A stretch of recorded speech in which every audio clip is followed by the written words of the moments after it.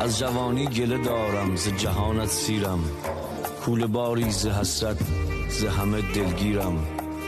من سر و پای خیالم، همه سال بیمارم، ز غم دوری یارم همه شب بیدارم.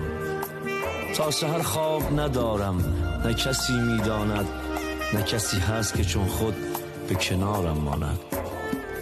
من و جام و می و مطرب همه دیوانه شدیم، گویی از شهر خود دور و بیگانه شدیم. تو کمی حرف بزن، من به غمم میبالم، سر بی کسی سلامت که شده احوالم.